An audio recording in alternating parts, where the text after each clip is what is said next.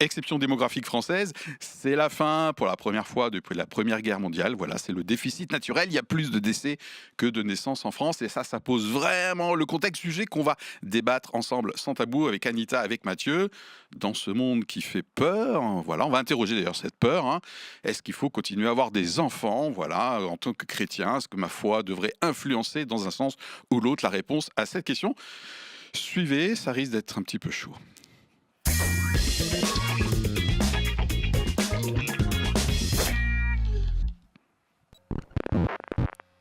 Je peux pas résister à faire un zoom sur le téléphone d'Anita.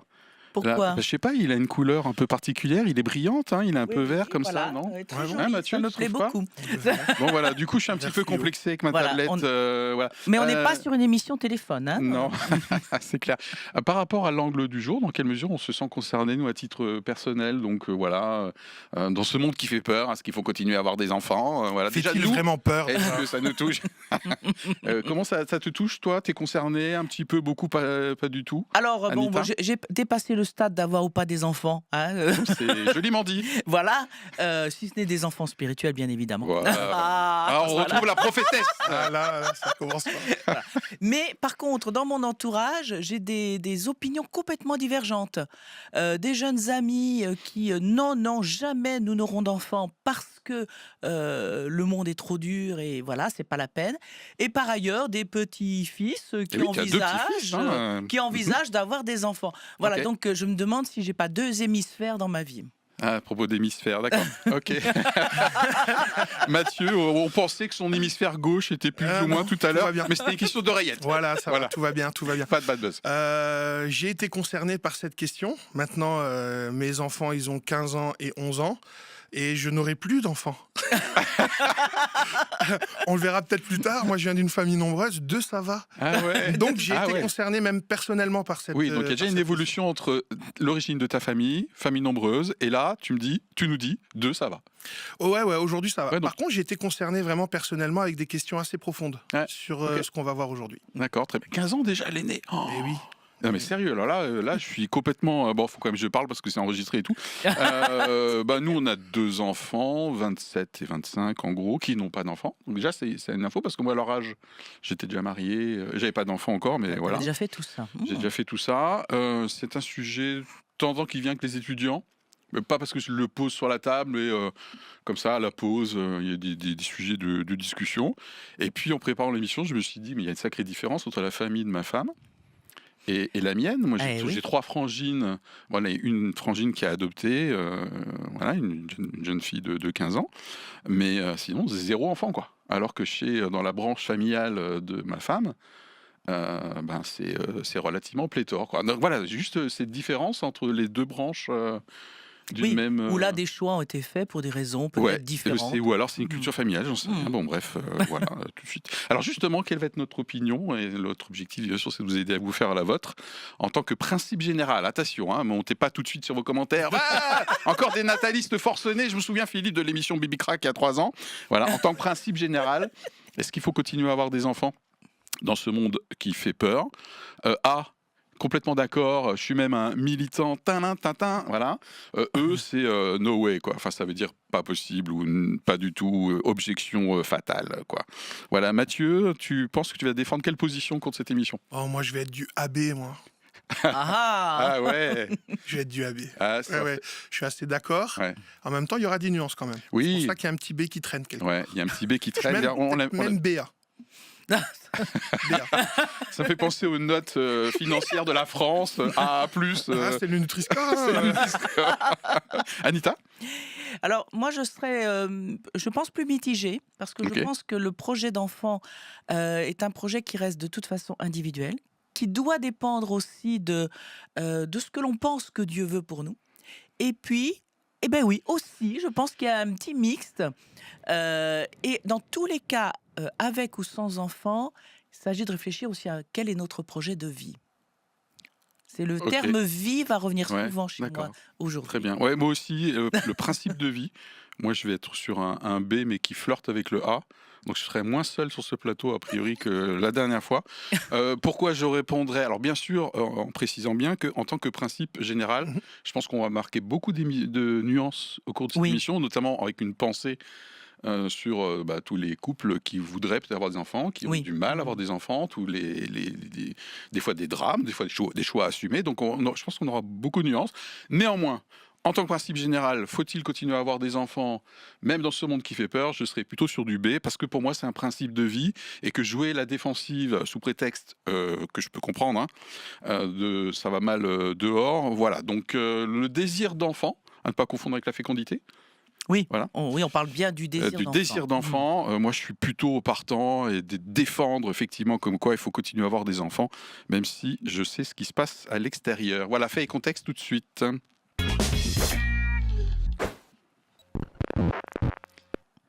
Je crois qu'on a convenu, Anita, Mathieu, que pour les faits et contextes, on allait essayer de répondre à une première question. Baby Crack, quels sont les chiffres quand même? Est-ce qu'on a raison de faire ce genre d'émission en ce moment? Il y a quelque chose qui se passe. Voilà, et éventuellement un rapide panel des raisons, puisqu'a priori on a affirmé que ce monde fait peur. Peut-être qu'on se plante, je sais pas, moi.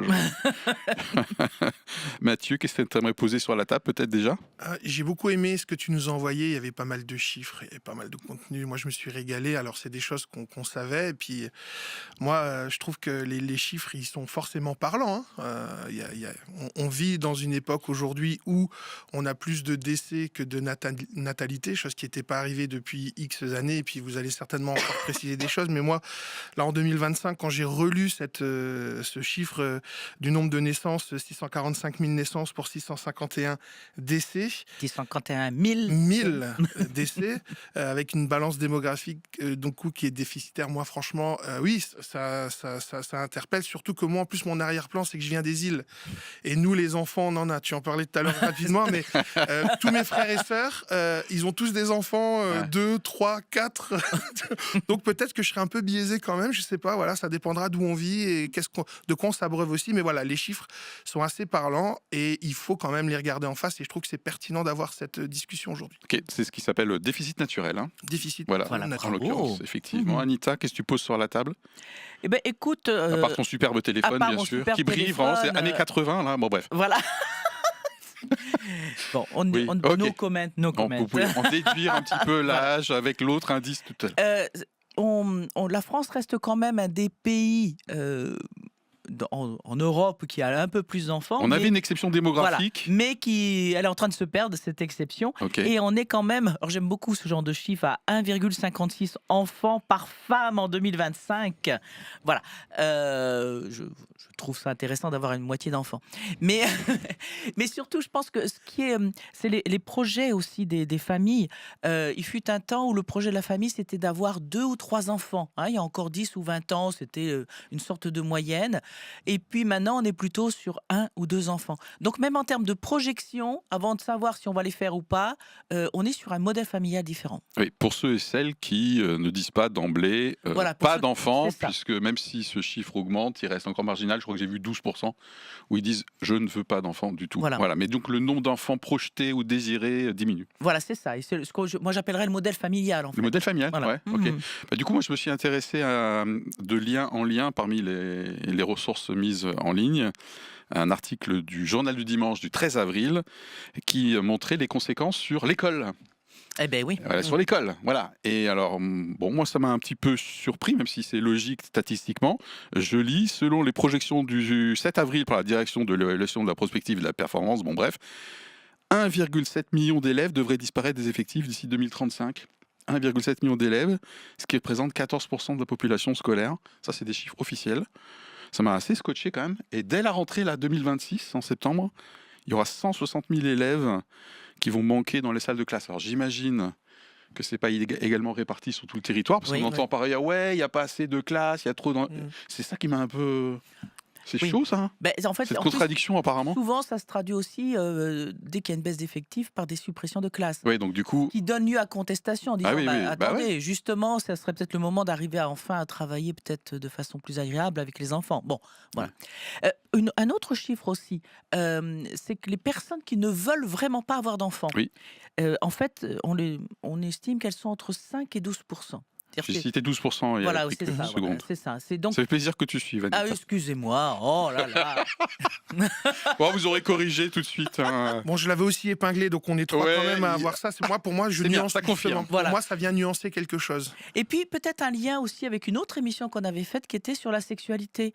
Ah oui, Où on le avait... sexe, bof, c'était Voilà, le titre. c'était voilà où on découvrait que les couples, les Français aimaient de moins en moins faire l'amour. C'était fort regrettable, avions-nous dit à ce moment-là pour les couples, bien évidemment. D'accord. On est toujours dans la partie fait et contexte. On a posé quelques chiffres sur la table. Apparemment, on était assez fans là. Est-ce qu'il y a des raisons un peu tarte à la crème qui ressortent derrière ces chiffres, Mathieu? Ah oui, il y en a plein des raisons. Très pessimiste vis-à-vis de l'avenir. Ouais. Donc, que ce soit au niveau économique, que ce soit au niveau existentiel, avec les climato-sceptiques aussi. Enfin voilà, plusieurs choses qui viennent sur le tapis. La hausse des loyers, enfin c'est ultra instable. Enfin voilà, ça c'est. Puis il y avait plein d'exemples dans les articles, Ouais. mais en tout cas c'est ce qui revient vraiment beaucoup, quoi. La crainte de l'avenir, Ouais. la peur de l'avenir, et en lien avec le quotidien, quoi. Ouais. Moi je me souviens juste une petite anecdote. J'exerce le pastorat et un jour j'étais chez un papa et il me racontait qu'un jour il retrouve sa fille sur son lit complètement en train de pleurer et il comprend pas, elle pleure comme ça, et puis sa fille elle avait 15-16 ans à l'époque et elle se retourne et dit vous comprenez pas, vous êtes en train de ficher en l'air toute la planète, vous avez fait des choix et aujourd'hui j'ai plus aucun avenir, vous avez détruit mon avenir, mais vraiment des vrais, enfin, et le père démuni s'attendait absolument pas à avoir un dialogue et parler de ce sujet-là avec sa fille, complètement démuni au point qu'il avait besoin d'en parler avec quelqu'un, quoi. Donc c'est quand même c'est quand même réel, quoi, dans les foyers des Français aujourd'hui. Il y a des jeunes, des 15-25 ans, qui sont vraiment travaillés par ces sujets d'avenir au niveau économique. Et puis, on est abreuvé aussi de mauvaises nouvelles. C'est pour ça que moi, je nuance un monde qui fait peur. Après, on peut s'abreuver, on peut filtrer aussi, et on peut choisir qu'est-ce qui vient rentrer et nous apeurer, qu'est-ce qui... Voilà. Eh oui, restez avec nous, puisque du coup, les deux questions qu'on va traiter après, ça va être dans quelle mesure le message biblique nous encouragerait, malgré la peur ou la façon de voir l'avenir, à avoir des enfants. Est-ce qu'il y aurait des injonctions particulières? Et on terminera avec une proposition de posture / argumentaire vis-à-vis d'un chrétien, vis-à-vis d'un non-chrétien qui hésiterait ou se poserait des questions. Ouais, je sais, c'est très ambitieux comme objectif. D'autres choses pour terminer cette partie fait et contexte, Anita? Par rapport à ce que vient de dire Mathieu, moi j'identifie deux catégories, c'est-à-dire ceux qui vont différer la naissance d'un enfant. Donc plus tard. Plus tard, parce qu'ils n'ont pas le logement, ils n'ont pas les revenus, etc. Tout à fait. Et je vais différencier ça de ceux qui, effectivement, pour les raisons écologiques, environnementales, disent surtout pas d'enfants. À mon sens, on est à deux niveaux différents. Ok. Mais même le premier niveau reflète aussi une angoisse qui est de plus en plus forte, parce que on peut considérer qu'il y a souvent eu des situations qui n'étaient pas toujours idéales pour accueillir des enfants. C'est normal de vouloir le mieux pour ses enfants, mais est-ce que parfois nos propres seuils, nos propres critères sont... Alors, je dirais pas être trop élevés, mais est-ce qu'il ne faudrait pas reconsidérer parfois en quoi consiste l'accueil d'un enfant, matériellement, mais aussi dans la famille, ce que ça veut dire aussi, Oui, voilà, en termes de dynamique familiale. Sacrée exigence, hein, je trouve, pas sur tous les plans. Bon, moi, je me suis noté effectivement comme quoi il y a une difficulté à se projeter. Oui. Vraiment dans l'avenir, sur tous les plans, quoi. Oui, c'est ça. Ouais. C'est assez criant, quoi. Alors, à propos de projection, je ne sais pas si c'est un rapport, tout de suite les questions préparées. Alors, je vous ai vendu deux questions, je crois, il me semble. Voilà, on va les acheter maintenant. Et délivrer la promesse. Voilà. En quelques mots, le message biblique sur le fait d'avoir des enfants. Est-ce que, voilà, de quel est-il? Qu'est-ce qu'on peut donner comme référence aussi à notre audience? Moi, je me suis tout de suite dit que dans la Bible, il n'y a pas d'injonction à avoir des enfants. Est-ce qu'on est d'accord là-dessus? On est tous les trois validé par des... Clairement. Ok. Non, Voilà. Donc non, la Bible n'est pas forcenée nataliste. Elle dit pas tu loupes ta life si t'as pas d'enfant. On est d'accord là-dessus? Ah ouais, Voilà. Anita, Complètement d'accord. On est d'accord là-dessus.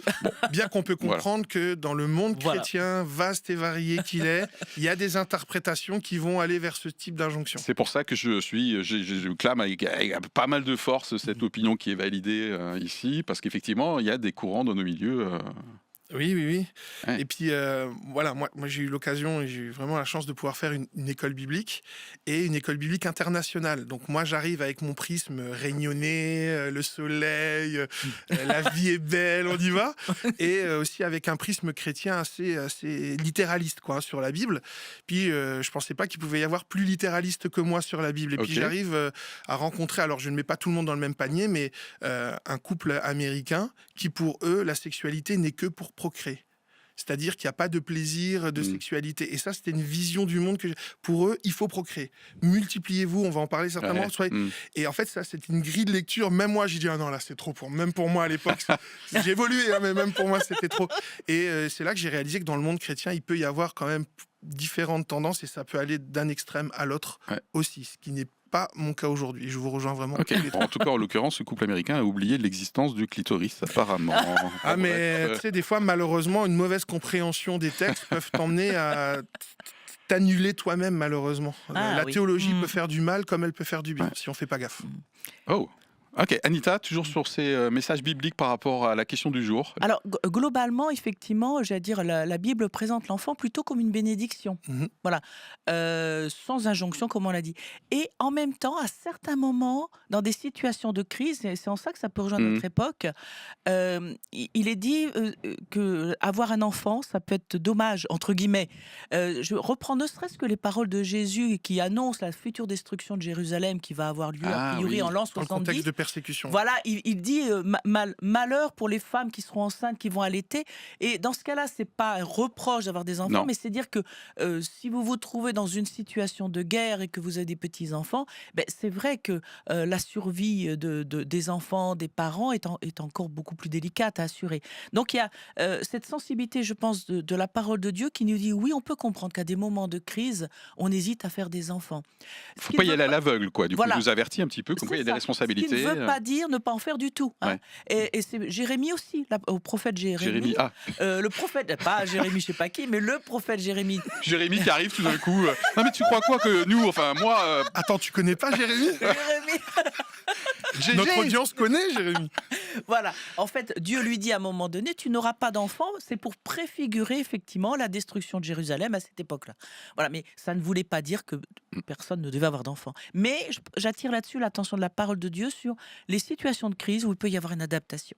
Et Mathieu, tu as cité un principe tout à l'heure, tu as dit qu'on allait revenir, multipliez-vous, c'est ça? Tu fais allusion, Oui, je crois, alors, à ça. Il y a un principe de base. Ouais, un ouais, peu, qui peut être notamment interprété chez de les différentes manières. Américains. Alors, pour moi, les chiffres ont montré que les sondages aussi démontrent que le désir d'enfant n'a pas forcément disparu. Et moi, je crois que ça, c'est profondément biblique. Oui. Ouais. Il y a la joie de procréer, il y a quelque chose que Dieu a inscrit en nous, à la fois la joie de procréer. Donc là, les fils sont un héritage, tu as dit une bénédiction. Et il y a aussi en même temps en nous l'instinct de survie. Je pense que Dieu a déposé en nous un instinct de survie. Je crois que ce texte, multipliez-vous et soyez féconds, c'est pas tant un ordre originel il faut faire. Il y a inscrit en nous un instinct de survie. Le fait qu'il faut qu'on grandisse, que l'humanité, que l'humain continue Il y a à un côté perdurer. animal, là, du coup. Ah parce ben que pour moi, on est mammifère parmi les mammifères aussi. Ouais. Et je crois vraiment, du coup, en ayant relu le texte et en réfléchissant, d'ailleurs, vous en aviez un peu évoqué il y a 3 ans avec l'ancien podcast, je rejoignais assez Benoît là-dessus aussi, sur le fait que, pour moi, c'était un moment précis où il fallait que le peuple se multiplie, c'était un environnement barbare, c'est pas si simple d'exister, et là, il faut avoir des enfants, il faut que l'humanité perdure, il faut que le nombre soit là. Et je crois vraiment qu'il y a quelque chose de l'ordre de l'instinct de survie avec ce texte biblique. Je ne l'ai jamais lu nulle part, j'imagine que des gens ont déjà parlé là-dessus, mais moi, j'y vois vraiment une notion d'instinct de survie, que Dieu veut que l'humanité, jusqu'à son retour, l'humanité va perdurer et perdurera. Ouais. Il inscrit un truc en nous. Et pour répondre à ta deuxième question, si tu me permets rapidement... J'avais posé 2 questions, je m'en souviens même pas. Oui, bah non, bravo. C'était sur l'injonction, justement. Ah oui, moi, je crois que dans sa souveraineté... Dieu en appelle à la responsabilité humaine. Donc là, Anita, je te rejoins. Je crois que Dieu nous appelle à une certaine responsabilité d'avoir ou pas des enfants. Tu as parlé de Jérémie, il y a Jésus. Oui. Jésus n'a pas eu d'enfant. Et puis il y a un texte qui est souvent méconnu ou mal compris où Jésus parle des eunuques.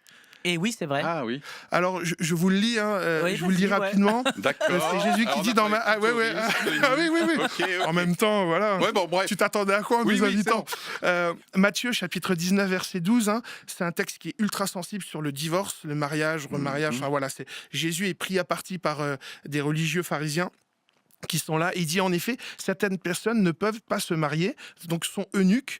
Donc un eunuque, je rappelle, c'est un homme qui est émasculé, il ne peut pas avoir Castré, d'enfants, castré, voilà. Et ils le sont dès la naissance. Ils sont impropres donc au mariage, parce qu'à l'époque, le mariage voulait dire avoir des enfants, à l'époque, dans le contexte. Ok. D'autres le sont devenus par l'intervention des hommes, malheureusement, contexte barbare de guerre. C'était une manière aussi de couper une civilisation, voilà. Tout à fait. Ouais. Et enfin, d'autres renoncent à se marier, donc renoncent à avoir des enfants. Volontairement. Oui, volontairement, Ok. pour mieux vivre les intérêts du royaume des cieux. Que celui qui est capable, dit Jésus, d'accepter ces enseignements, l'accepte. Visiblement, nous n'avons pas choisi d'être eunuques pour le royaume, cher Philippe. Non, et ok. Et l'apôtre Paul est un de ces exemples qui a fait le choix de ne pas être marié, Ouais. de ne pas C'est se marier. ça. Voilà.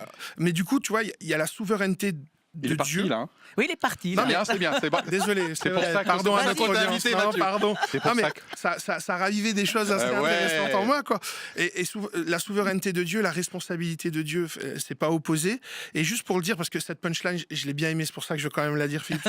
La souveraineté de Dieu fait que Dieu est au contrôle de l'histoire humaine pour que l'équilibre, responsabilité, incapacité, parce que des fois on peut pas avoir d'enfants, donc responsabilité humaine ou incapacité humaine d'avoir ou pas des enfants, et instinct de survie pour que l'humanité perdure, Dieu veille sur cet équilibre pour que les deux se maintiennent et qu'à chaque fois l'humanité va quand même avancer, qu'il y ait de la stérilité, que des gens décident de ne pas avoir d'enfants, ne peuvent pas avoir d'enfants ou veulent avoir des enfants. Il y a un équilibre qui fait que Dieu a inscrit quelque chose en nous qui fait que l'humanité va perdurer. Vous pouvez respirer maintenant. Hein. Voilà, j'ai fini, je vous laisse Je sais pas tranquille si vous maintenant. étiez en apnée là.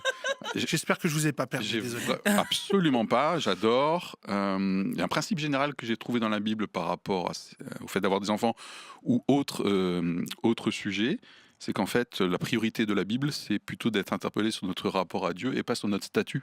Exactement. Oui. Sur notre statut, sur notre condition, esclave, maître, riche, pauvre, maman, célibataire, marié. Vraiment, vous validez aussi ça, le principe, la priorité absolue. Jésus ne nous amène pas à dire change de statut, de condition d'abord, mais d'abord revois ta condition de réconciliation avec ton Père Céleste. Quoi. Voilà, d'accord. Je l'avais préparé celle-là. Ouais, c'est Je bien. me suis Hein. dit, là, Très bonne. je soigne mon image. On revient aux sources de l'évangile. On revient aux sources de Je vais citer Philippe. de J'adore. l'évangile. Deux choses sur ce message biblique par rapport aux enfants, Anita, t'as fait le tour? Parce qu'on a une deuxième question sur... Oui, ben justement, Ouais.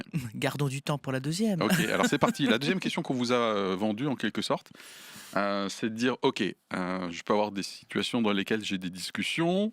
Alors deux choses, en face de moi, j'ai plutôt quelqu'un qui partage la même foi, mais qui hésite à avoir des enfants. Donc il y a des objections, / des freins, / des peurs. Qu'est-ce qu'on pourrait adopter comme posture à dire comme ça? Et puis il y a une deuxième situation où j'ai plutôt un non-croyant, un collègue de boulot, j'en sais rien. J'ai une collègue en tête, justement, qui avait dit des enfants. Quelle drôle d'idée! Entre-temps, elle est tombée enceinte. Bon, bref, voilà. Et ravie d'ailleurs, mais bon, bref. Donc, du coup, qu'est-ce qu'on peut avoir? C'est aussi pour éviter que nous, en tant que chrétiens, peut-être, on soit maladroit, moralisateur, ou j'en sais rien. Parce que tu citais, Mathieu, qu'il y a plusieurs courants dans le milieu. Des fois, il y a peut-être des douleurs, des blessures sous prétexte de. Par rapport aux enfants, je sais pas, voilà. T'as noté quelque chose? Oui. Ah oui, j'ai noté quelque chose. Je vois du surlignable sur ta tablette. Ça a l'air bien barré. En vrai, j'ai réfléchi à ça, vu que même si aujourd'hui je suis très présent dans le milieu ecclésial, j'aime vivre dans le village, rencontrer des gens, donc il y a des discussions qui viennent, donc les deux publics, vraiment, j'apprécie échanger avec eux. Et pour les deux publics, en fait, en général, moi j'ai le prisme du parcours personnel. Je pense que ça peut être... Ouais. Okay. Par exemple, mon arrière-plan, justement pour est-ce que c'est irresponsable, comment répondre, comment échanger. Donc comme je l'ai dit, je viens d'une famille nombreuse. Donc déjà moi, on était 7 enfants. D'accord, je suis le numéro 2, la meilleure des places. C'est souvent le meilleur jus, c'est le numéro 2. Et puis, pourtant, une maman, donc 7 enfants, et puis avec le parcours de vie, une maman seule qui fait 2-3 boulots pour subvenir aux besoins de 7 enfants. Donc le contexte, il n'est pas super favorable. On se dit, mais elle est irresponsable d'avoir eu autant d'enfants. Qu'est-ce qui s'est passé? Après, il y a des parcours de vie, etc. Et puis après, moi, j'ai commencé ma co-construction de foyer avec Magali. Et je voudrais juste donner le contexte parce que dans ma génération, donc moi, je suis de la génération 84, j'aimerais juste montrer juste un peu l'environnement dans lequel moi j'ai eu des enfants et dans lequel on s'est projeté pour avoir ou pas des enfants, et on a eu des grosses discussions avec Magali. En 2001, donc là j'ai 17 ans, donc là c'est hormonalement, je fleuris, je suis là, je me projette vers l'avenir, etc. Donc 2001, attentat du 11 septembre. Ah. Un grand drame. Donc déjà là, pour un jeune de mon âge, voir tout ça comme s'effondrer et tout ce que ça a apporté. Puis après, de 2008 à 2013, crise financière de l'euro. Subprimes. Ouais, exactement. C'est là que je rencontre Magali. C'est là qu'on commence je finis mon parcours professionnel. Donc je dois me projeter dans un mariage. Est-ce qu'on va avoir des enfants, etc. Après 2009, l'année du mariage, c'est la mort de Michael Jackson. Comment vous voulez que... Oui, je sais que j'allais vous perdre là-dessus. C'est une petite vanne. Je pensais vraiment que ça allait faire... Il y a Biopic en plus qui est sur les écrans. Exactement, mais j'essaye quand même de créer du trafic sur l'émission, quoi. 2010-2012, printemps arabe. 2011, c'est la naissance de Gabi, c'est la mort d'Oussama Ben Laden. 2011, c'est Fukushima. 2011, c'est la guerre en Syrie. 2011, c'est la mort de Muammar Kadhafi. 2013 à 2016, c'est la montée de Daesh. Avec tous, mais c'était angoissant. Souvenez-vous, à cette époque-là, comment tu te projettes dans un monde où tu te dis, il y a un terroriste qui habite à côté de chez toi. C'était littéralement ce que les médias nous emmenaient. 2013, la mort de Nelson Mandela, un des modèles pour nous qui sommes métis, etc. 2014, l'annexion de la Crimée. 2015, c'est la naissance de Madeleine, c'est Charlie Hebdo. Donc là, on nous attaque sur... Madeleine, c'est sa fille. Pourquoi je dis ça? Je dis, en fait, il y a toujours... Madeleine, ma fille, il y a toujours eu un contexte avec des choses belles dans la vie, dans le monde, des choses aussi où il y a des crashs, etc. Et en fin de compte, malgré cet environnement-là, je crois qu'il est possible de construire un foyer, certes qui n'est pas parfait, mais de construire un foyer, d'être responsable, parce qu'il y a plein de choses qui se passent autour de nous, mais on peut quand même vivre quelque chose de serein, de fort aussi. L'un n'empêche pas l'autre malgré le contexte. Wow. Donc, quelle démonstration. voilà, vous pouvez à nouveau reprendre votre pas souffle. Voilà. Donc, ce que je retiens en synthèse par rapport à la question, c'est quelqu'un qui pourrait hésiter. Je partage mon propre parcours, témoignage personnel, et celui-ci est émaillé de situations qui auraient pu nous décourager, Magali et moi, d'avoir des enfants. Et comme quoi, en fait, ça peut ne pas nous décourager. Quelle force de synthèse, il est bon. Ouais, non, mais c'est pour ça qu'il fait l'émission. Allez, Anita, cesse de flatter, parce que tu sais que c'est bénévole ici. Je ne serais pas payée plus, mince alors. La question de la responsabilité, moi je l'interroge en disant d'abord, chacun peut avoir son sens de la responsabilité entre eux, puisque ceux qui ne veulent pas avoir d'enfants accusent parfois les autres d'être irresponsables le fait d'en avoir. Bon, ça peut être tout à fait, on peut avoir une approche de la responsabilité complètement différente. Mais dans le fait de dire nous n'aurons pas d'enfants parce que la planète va trop mal, le problème de ça, c'est que nous sommes... si ça se développe, en fait, on va auto-réaliser cette prophétie de malheur. Puisque s'il n'y a plus d'enfants, il n'y a plus de civilisation, il n'y a plus d'humanité. Et vous voyez ça notamment dans La Servante Voilà. écarlate, série sur Netflix. Voilà. Donc, il y a effectivement de dire le malheur qu'on veut éviter, on va peut-être le récolter par la solution que l'on trouve, qui est de ne pas faire d'enfants du tout. Ben oui. Voilà. Bon. Civilisation qui... Donc, il y a quelque chose là c'est la preuve que c'est peut-être pas tout à fait la bonne solution quand même, puisque cette solution ne conduit pas à améliorer les choses ni à la vie. Donc ça, on pourrait le dire à un chrétien ou à un non-chrétien. Voilà, c'est ça. C'est un argument pour moi, c'est réversible. amener à une réflexion sur... Mais qu'apporte le fait de choisir de ne pas avoir d'enfants? Si on va jusqu'au bout du raisonnement, c'est la mort. Ouais. Je me suis noté par rapport à quelqu'un qui hésite, mais qui est chrétien, de voir dans quelle mesure son attente d'être plus stable, voilà, ça va se réaliser. Quand est-ce que tu vas être stable et quel est le rapport par rapport à ta foi ou la mienne, sur la peur et l'espérance. Voilà, on voit ça notamment dans Matthieu 6, 25 et verset qui suit. Ne vous faites pas de soucis pour. Il y a quand même beaucoup de messages dans la Bible qui n'ignorent pas les temps difficiles et qui nous invitent quand même à être dans une posture de vie, pas aveugle / naïve où on réfléchit pas. Voilà, pour moi, j'interrogerais le chrétien qui hésite sur son rapport à la foi par rapport à la peur. Ouais. Et il y a un autre verset qui m'est venu, et vous allez peut-être trouver ça surprenant. Ah oui. C'est un conseil de Moïse dans Deutéronome, quand il dit « Choisis la vie afin que tu vives, toi et ta descendance. Et pourquoi je parle de ce verset-là? Parce que je me dis que je décide d'avoir des enfants ou pas, ma pensée ne doit pas se résumer à dire je ne veux pas d'enfants ou je veux empêcher, mais c'est qu'est-ce que je vais construire avec ou sans enfants. Projet de vie, tu parlais Quel en est le début d'émission. projet de vie? Quel est mon levier de vie? Je peux décider, parce que je trouve que les choses vont trop mal, de ne pas avoir d'enfants, mais ça ne suffit pas. Parce que ça veut dire que je me mets sous la coupe de la peur, de l'angoisse, du risque. Que j'identifie un risque, pourquoi pas, Mhm. si mon analyse fait que je pense que c'est effectivement tout est fichu, ok, pourquoi pas, entre guillemets. Mais dans ce cas-là, qu'est-ce que je décide, moi, de produire? Tout à l'heure, Mathieu évoquait ça, le fait qu'on a besoin de produire, de se reproduire. Donc, si je ne me reproduis pas ou si je ne produis pas physiquement, qu'est-ce que je vais construire, produire pour améliorer malgré tout la société, le monde dans lequel je vis? Donc, à mon sens, si on choisit de ne pas avoir d'enfants, il faut pas rester enfin, de mon point de vue, il faut pas rester sur la crainte. Sinon, Ok. on se met sous le joug de la crainte. Ça Voilà. a le mérite d'être très clair. Par rapport à un non-chrétien, c'est mon côté coach qui ressort. J'aime beaucoup faire réfléchir les personnes en posant une question. Donc, par exemple, si quelqu'un vous dit ah bon, pas du tout les enfants, je suis pas intéressé, je dis par rapport aux conditions extérieures, si les conditions extérieures étaient suffisamment OK pour toi, est-ce que tu aurais un désir d'enfant? Voilà, j'essaierai d'isoler en Oui, guillemets l'objection. effectivement. Ouais. Ouais. C'est un vieux réflexe de commercial aussi. Non, Admettons, voilà. Et du coup, qu'est-ce qui reste? Ça permet de s'interroger sur ah ben en fait, bah si, à fond, carrément. Ou ben ouais, non, ma carrière, j'en sais rien. Voilà. Donc moi, ça serait un réflexe que j'aurais vis-à-vis d'un non-chrétien. Ok. Voilà. Bonne idée aussi. Ouais, c'est Bon, Ouais. vu que vous avez encore des choses sous la, parce que sinon c'est la conclusion, parce que je vois que l'heure tourne. Hein. Ça va? non, encourager peut-être chrétien, non chrétien. Il y a 3 choses qui doivent demeurer, me semble-t-il. C'est un Ah. bon résumé de l'évangile: la foi, l'espérance et l'amour. Ah, Et je me dis qu'à chaque fois que l'humain a choisi la foi, l'espérance et l'amour dans ce que l'évangile propose de plus pur, hein, parce que nous, on y amène parfois et qui vient intoxiquer un peu l'évangile, mais en général, l'humanité s'en est toujours sortie grandie et féconde. oh. Donc j'ai envie de dire peut-être à notre audience, pour celles et ceux qui ne connaissent pas Jésus ou quoi, osez l'évangile. À mon avis, il y a pas mal de pistes intéressantes avec tout ce qu'on a échangé, notamment sur la paix face à la peur, sur l'espérance face à tout ce qu'on nous dit et que c'est la fin du monde. Ok, les mesures des politiques, tout ça, tu nous as envoyé quelques articles là-dessus.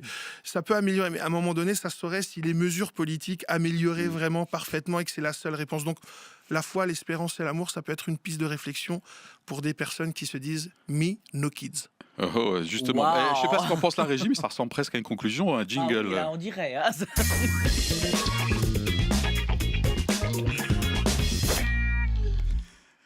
Bon, je sais pas si on peut considérer que Mathieu a déjà fait un peu ta conclusion, Oui. presque. Hein. Ouais, Et- pas et de Est-ce que ça problème, permet allez-y. de confirmer ton AB ou ton BA? Je sais plus trop là de début non, moi, par rapport à je- nos échanges. Je reste très riche les échanges, merci, sur du BA. Ok, Voilà. d'accord. Donc plutôt assez d'accord, très d'accord avec la question du jour. Dans ce monde qui fait peur, faut-il continuer à avoir des enfants et dans quelle mesure, bien sûr, ma foi influence la réponse à ces questions? Anita, en guise de conclusion. Alors moi, je suis sur du C, parce que je pense Ouais, t'es que à la mitigé, fois, oui, avoir des enfants, mais en tenant compte des situations de crise, des moyens. Voilà. Mais sans pour autant dire je n'aurai pas d'enfants. Voilà. Donc c'est le D'accord. C. Très bien.